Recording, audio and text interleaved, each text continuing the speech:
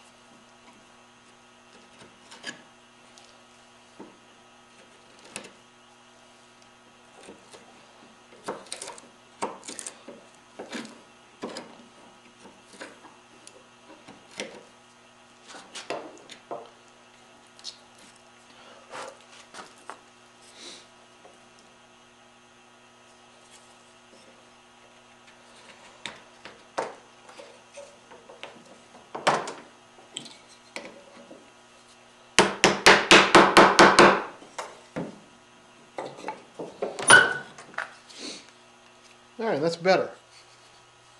So the bracket foot will sit like this on the case piece.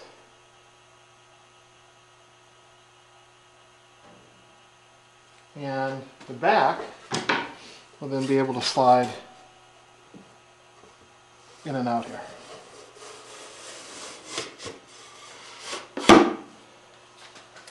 So pretty easy to do. I don't like the look of this in back, but it's functional, and I have not seen pictures of originals with a sliding back to know how they did this treatment. So I guess somebody could certainly point out an example where this may not be as authentic as it should be, and I'd like to know about those examples if you have photographs of them, because I'm sure there's other ways to treat this. I guess one thing I considered was applying this bracket and then notching the bracket itself out for the back. But this seemed easier to me, and so it's how I'm going to implement it on this piece. But I'm sure there are other options. Bracket feet have now been singulated, and the next step really is just to spend some time cleaning up the glue residue. If the miter is slightly shifted one way or another, you can push it back by filing on one side or the other. And also then spend some time making sure that the top of the bracket feet fits on the case. I guess the case would go on top this way. If it doesn't, come in here and plane off sections until these two surfaces, as viewed from the front, are gap free and have a nice tight fit. I like to use a file to do most of the cleanup. So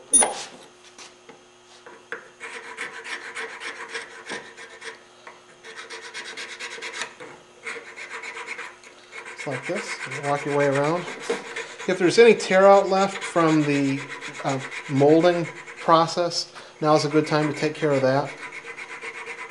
You can use a more aggressive rasp if you need to, and finish up with sandpaper. Just get in here and work the surfaces. And I'll probably get this with some sandpaper as well.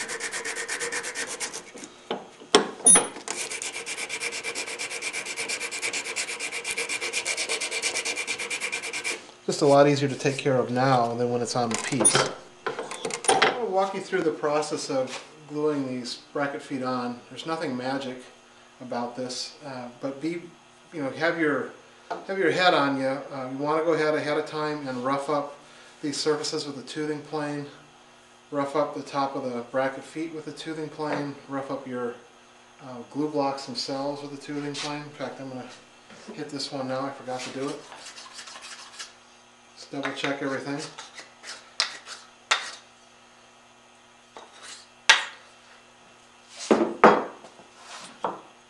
Have some spring clamps ready to go and work quickly. So I've pre-marked where the bracket feet will sit on the bottom molding. And just going to dab an excess of high glue on this. Glue the top of the bracket feet as well.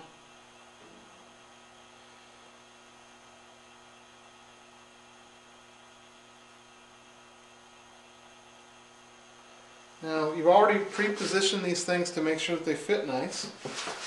Now, if you've done a good job there, you should be able just to lay them in place. Line up that miter so that the miter of the molding lines up with the miter in the bracket feet. Get it positioned on there. The hide glue tacks pretty quickly, so it shouldn't move on you. Grab a couple of spring clamps now. And hold these bracket feet in place.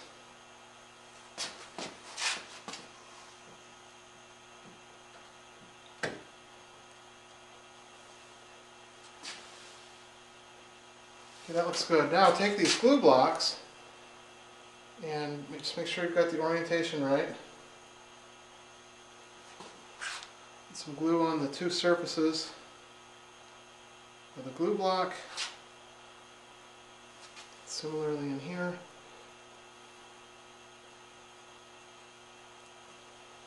And just friction fit those. Rub them back and forth until that glue sticks.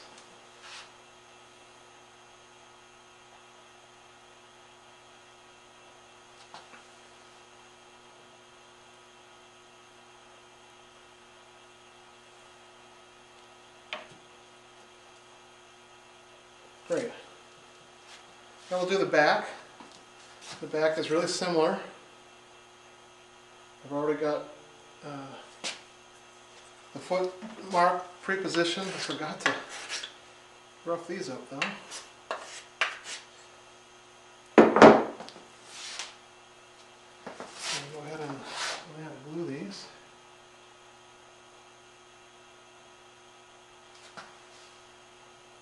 Now there's a little bit of a question on these back feet whether or not I should glue them to the moldings due to case expansion. I'm really not going to worry about it.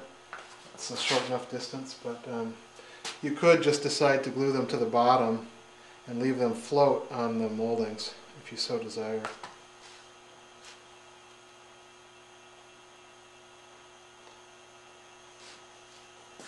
Okay.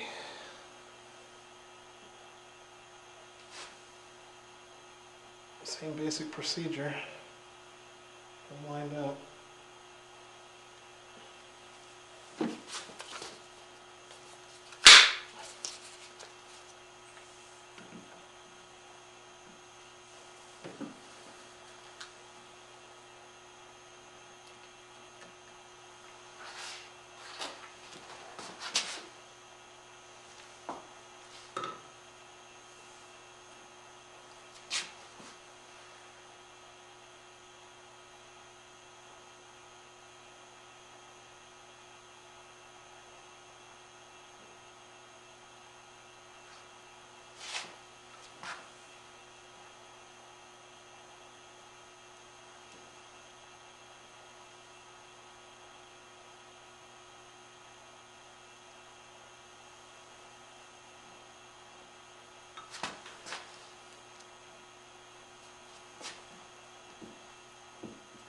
Sorry you can't see the inside of the case while I'm doing this, but it's really no different than what we did on the front.